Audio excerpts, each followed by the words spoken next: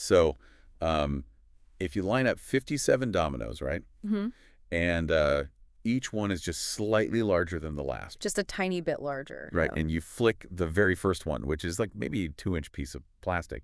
You don't just make a mess on the floor. No, you definitely don't. By the time that chain reaction reaches the 57th domino, the force generated is enough to bridge the distance from the Earth all the way to the moon. It's just wild to even try to visualize that. It really is. And today, we're taking that exact law of physics and applying it directly to that massive, totally overwhelming to-do list sitting on your desk right now. So welcome, everyone, to a very special deep dive right here on the Chapter Shift channel. It is fantastic to be here with you all on Chapter Shift. We are diving into Gary Keller's brilliant framework from his book, The One Thing. Which we desperately need, let's be honest. Oh, absolutely. Our mission today is to completely deconstruct how you view productivity. Because the truth is, most of what we've been taught about getting things done, about success and time management, is actually holding us back. Yeah, it's like we're actively sabotaging ourselves. Exactly. So we're going to extract the absolute best insights on how doing radically less is, it's really the only actual path to extraordinary results. And we're going to have a lot of fun doing it. Yeah. Because human nature is pretty hilarious when you step back and look at how much we torture ourselves trying to do everything at once. We really do. We make it so hard on ourselves. We do. But to understand this philosophy, we have to start with that crazy statistic about the moon. I mean, how does a 2-inch piece of plastic possess that kind of power? Right. It seems impossible. It reminds me of that classic movie, City Slickers. Remember where Curly the cowboy holds up one finger and tells Billy Crystal the secret to life is just one thing? Curly was actually right on the money with that. There's literal physics backing him up. Really? Like actual physics? Yeah, it's known as the domino effect. Back in 1983, a physicist named Loren Whitehead proved that a single domino doesn't just knock over another domino of its exact same size. It actually has enough potential energy to knock down a domino that is 50% larger than itself. Wait, 50% larger. So it's not just some linear chain reaction where everything stays static. Precisely. It's a geometric progression. The energy is actively compounding as it moves forward. So it's growing with every single hit. Exactly. Yeah. You start with that standard 2-inch domino. The next one is 3 inches. The next is 4.5. Okay, tracking. By the time you hit the 18th domino in that chain, you are knocking over a structure the size of the Leaning Tower of Pisa. Oh, wow. That escalates fast. It does. And by the 31st domino, you are looming 3,000 feet above Mount Everest. That's insane to think about. And like you said at the top of the show, if you keep going to the 57th domino, that single tiny flick has compounded into enough force to reach the moon. Sede Chanapar. That's right. It's incredible. I mean, you start small, and before you know it, you're literally in orbit. Mm-hmm. But how does that apply to, like, my Tuesday morning? Well, the underlying mechanism here is that extraordinary success is sequential, not simultaneous. You do the right thing, and then you do the next right thing. Ah, sequential, not simultaneous. I like that. You don't try to knock down the Leaning Tower of Pisa on day one. You just flick the 2-inch domino. It's like we're all out here trying to push this massive, heavy boulder up a steep hill, just exhausting ourselves, when all we really need to be doing is flicking a tiny piece of plastic that, eventually triggers an avalanche. That is the perfect analogy, but of course that brings up the big question. Right. If that's the literal physics of success, why on earth are we all running around trying to knock over 50 dominoes at the exact same time every morning? Because we navigate our days using really bad maps. We have been conditioned by a whole set of lies about success. Lies? Like what? Well, the first major lie we need to bust is the idea that everything matters equally. Which is basically the trap of the standard to-do list, right? Exactly. Because every single bullet point, whether it's launch the massive new marketing campaign or just buy more printer paper, it all gets a little checkbox. They all look like they hold the exact same weight. That's the trap. And to dismantle it, Keller brings in the Pareto principle, commonly known as the 80-20 rule. Right, discovered by Vilfredo Pareto, yeah. Yeah, and popularized by Joseph Juran. The baseline of Pareto is that a minority of your effort usually leads to a majority of your results. So roughly 80% of your results come from 20% of your actions. Exactly. But finding your absolute priority means taking Pareto to the extreme. Extreme Pareto? Yeah. Okay, what does that actually look like in practice? It means you don't just stop at the initial 20%. If you have a list of 20 tasks, Pareto says 4 of them matter most. Okay, 4 out of 20. But you have to keep drilling down. You find the 20% of that 20%. You whittle those 4 tasks down to 1. Wow, okay. You're ruthless with it. You have to be. People treat their daily to-do lists like survival lists, just things to cross off to stay afloat. We really need to be creating incredibly short, hyper-focused success lists. I really like that distinction. A to-do list pulls you in 100 different directions, but a success list actually aims you. Perfectly said. But here is where I have to push back just a little bit. Go for it. If I narrow my list down, I still have other things pulling at my attention. And frankly, we're always told that juggling things is a superpower. We hear that all the time. Right. I mean, I feel incredibly productive when I'm firing off emails while I'm sitting on a Zoom call. Yeah. Are you telling me that's a bad thing? I can walk and chew gum at the same time? You feel productive because task switching gives your brain a quick hit of dopamine, but the actual output is a complete illusion. Wait, really? An illusion. Yeah. And that brings us to the second lie. Multitasking. A researcher at Stanford, Clifford Nass, set out to study people who claim to be fantastic multitaskers. Okay, the walking and chewing gum crowd. Exactly. He assumed their brains had developed some secret ability to filter information and organize memory better than the rest of us. Let me guess.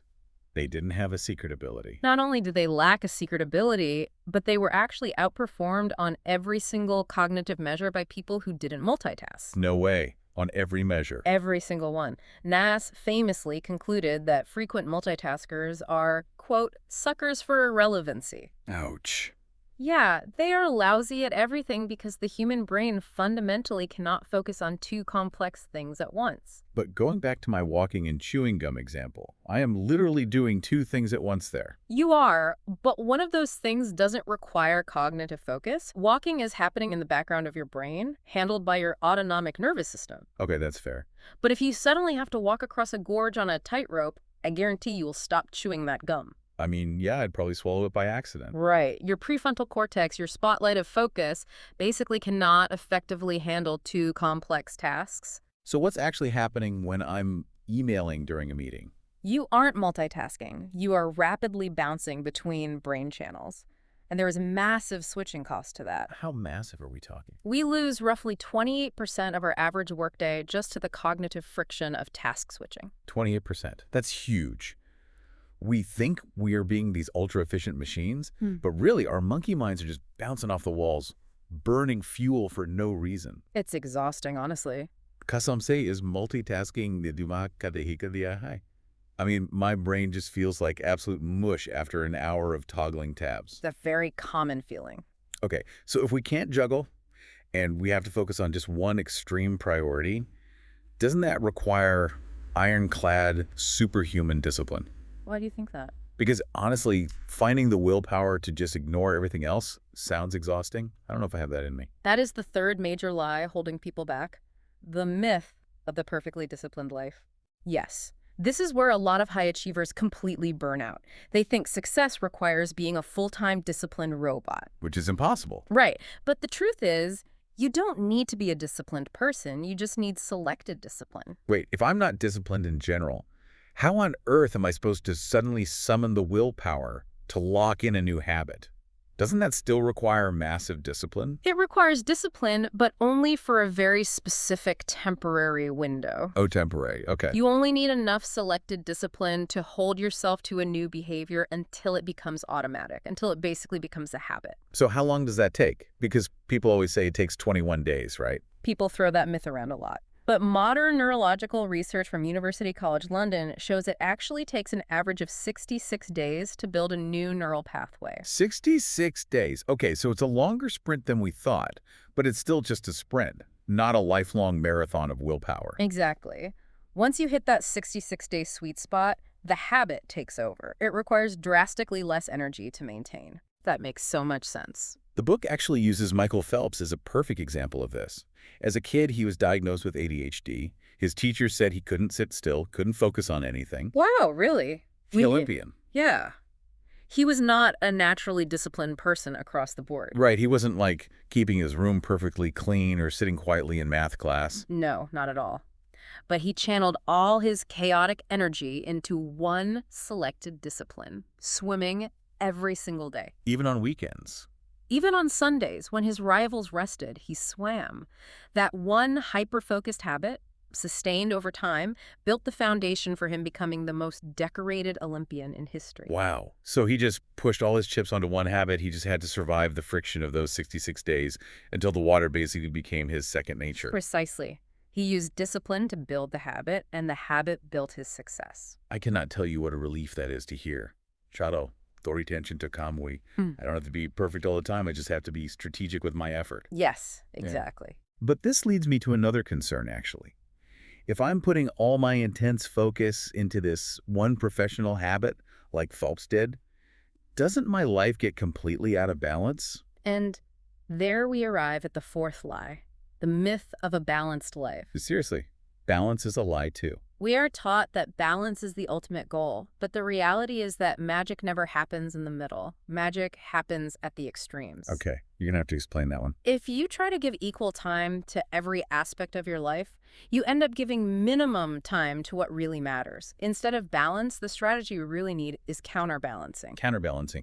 Break the mechanics of that down for me. How is that different from just juggling? It's about the length of time you allow things to be out of equilibrium.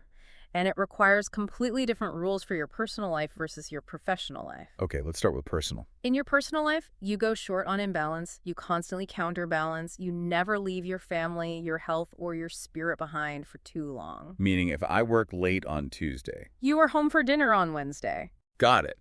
So the pendulum swings back very quickly in your personal life. Yes. But in your professional life, you go long on imbalance. Long on imbalance. You have to make peace with the idea that the pursuit of extraordinary professional results requires you to focus intensely on your one most important thing. And that comes at the expense of lesser priorities, sometimes for months at a time. That sounds scary, letting things slide like that. It can be. But you let the edges of your professional life get messy so the core can be brilliant. Protect the personal life closely, but let the professional life get messy. I love that framework. It really frees you up to do deep work. So we've cleared away the brush here. We know multitasking is just a dopamine trap, discipline is just a 66-day sprint, and perfect balance is a total myth. Exactly. But what is the actual compass? How do we find that magical first 2-inch domino for our own lives? The compass is what Keller calls the focusing question. It is the absolute core engine of this entire philosophy. Lay it on me. The question is this: what's the one thing I can do such that by doing it, everything else will be easier or unnecessary? Let me repeat that. What's the one thing I can do such that by doing it, everything else will be easier or unnecessary? That's the one. That phrasing is incredibly specific.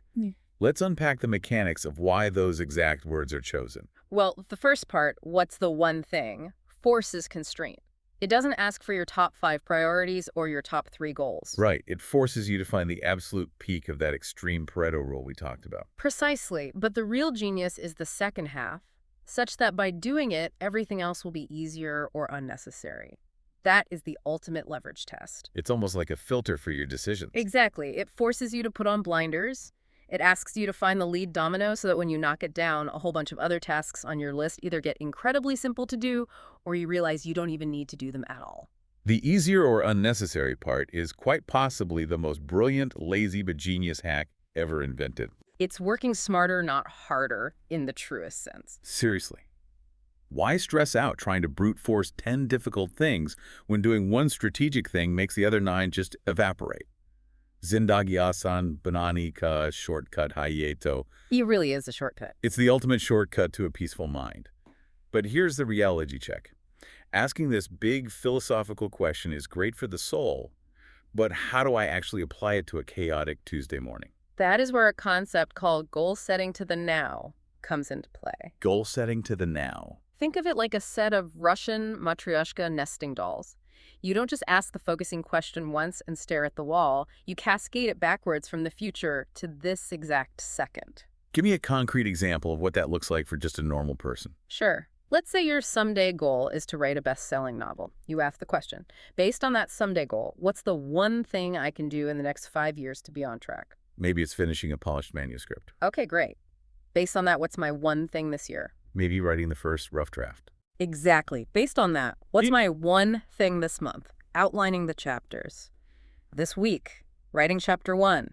Today, writing 500 words. Oh, I see. You just keep opening the smaller doll. Right down to the smallest doll. What is the one thing I can do right now to stay on track? And the answer might be like closing my internet browser and opening my word processor. Exactly. It's exactly like GPS navigation on your phone. You can't just type in a destination called someday and blindly hit the gas No, pedal. you'd crash immediately. You need the step-by-step, turn-by-turn directions for the exact road you are on right now. Turn left in 500 feet is your one thing right now. That is a perfect metaphor. And once you have that turn-by-turn direction for today, you have to actually execute it. Which brings us to the practice of time blocking. Time blocking. Highly productive people don't necessarily work more hours than anyone else. They just get exponentially more done in the hours they do work. How do they do that? They make an unbreakable appointment with themselves to work on their one thing, and they ruthlessly protect that time block. A great example of this is the Jerry Seinfeld method. The comedian. What does a comedian have to do with time blocking? Early in his career, Seinfeld realized his one thing, the lead domino that made his entire career possible, was writing better jokes. Makes sense. To ensure he did it, he hung a giant annual calendar on his wall. Every single day he completed his time block of writing jokes, he took a big red marker and put a giant X over that day. Okay. A visual tracker. Right. After a few days, he had a chain going. His only rule to himself was, don't break the chain. The visual momentum of those X's took over. Don't break the chain. The psychology of that is so simple, but so effective. I am literally going to go buy a giant calendar after this. It works wonders. The Warren Pilla X like a car productivity master Benej Hum. I'll be drawing giant red X's all over my living room wall. It's a great habit to start. But let's be real for a second. Let's talk about the friction. What actually happens when we sit down, we protect our time block, and we start doing our one thing. I'll tell you what happens. The rest of the world goes absolutely crazy. Oh, yes. It always does. Emails pile up, people knock on the door, the kitchen gets messy. How do we deal with the fallout of our focus? Dealing with that reality requires 3 commitments. First, you must follow the path of mastery.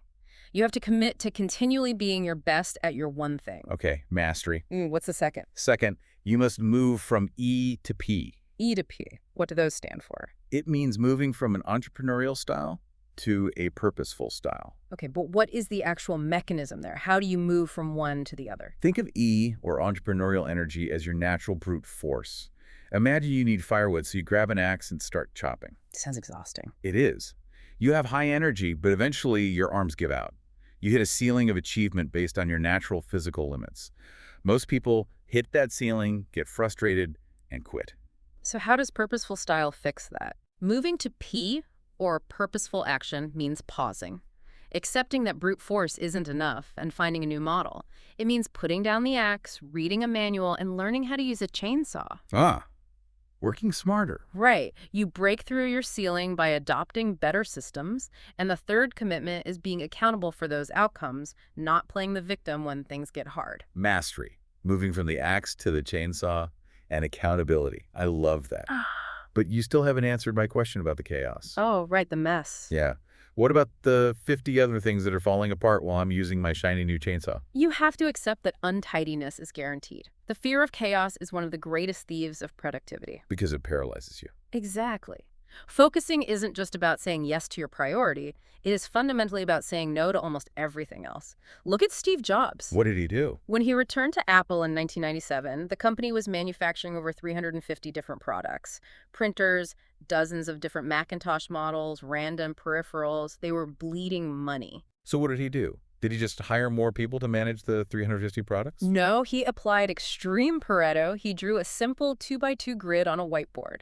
Consumer and professional, desktop and portable. Yeah. He reduced Apple's entire lineup from 350 products down to 10. Wow. 340 products just cut. Cut completely. He told his team that focusing is about saying no. Because if you say yes to every good idea, you are effectively saying yes to nothing great. I get that on a corporate level, I really do. Yeah. But on a human level, what if my boss or my family or my friends are the ones wanting me to say yes to those 350 other things? It's hard. It is incredibly hard to look people in the eye and say no. It feels selfish. It feels selfish in the short term, sure. But this raises a vital point about personal energy mismanagement. How so? If you try to accommodate everyone, you end up sacrificing your own health, your sleep, and your personal energy just to keep the plate spinning. And then you snap. Right. When you do that, eventually you crash and burn. You cannot make a deal with yourself where success comes at the cost of your physical well-being. That's so true. Saying no is how you protect your energy, so you can actually deliver extraordinary results where it matters most, to the people who matter most. They're hit so close to home. You really cannot pour from an empty cup. Apna sukun sab se zaruri hai pai. Protecting your own peace of mind and energy really is the foundational boundary you have to set. Everything else comes second, because if you break down, the whole system breaks down. Spot on. If you don't fiercely protect your time and your energy, the world will gladly spend it for you. Which completely upends how we usually think about our days. Well, what an incredibly joyful, eye-opening journey we've been on today for everyone listening on Chapter Shift. It's been a blast unpacking this. Let's quickly recap. We've learned that success is really an inside job, governed by the physics of the domino effect. Yes, geometric progression. We have to think huge, shoot for the moon, but go extremely small in our daily actions. Find that lead domino using extreme Pareto, whether it's in your career, your health, or your relationships, and just whack away at it until it falls. That's the secret right there. And we can finally let go of the guilt. Forget about multitasking, forget about perfect balance, and forget about endless discipline. Just give yourself 66 days to build that one crucial habit and let things get a little messy at the edges. It's a remarkably liberating way to live. And as we wrap up, I really want to leave you, the listener, with a final thought to mull over. Please do. We've talked a lot about finding your one thing. But if your entire life's trajectory could change just by finding and flicking your first domino today, what is the single comfortable distraction you are willing to completely abandon right this second to make room for it? Ooh, what are you willing to abandon right this second? That is a powerful question to chew on. It's the first step. Thank you so much for joining us on this deep dive for Chapter Shift. We hope you're leaving feeling lighter, more focused, and ready to tackle your day with a brand new map. Chaladostan, Joe, or Abna Piladomino, Jarao. Go out there and knock down that first domino. We'll see you on the next deep dive.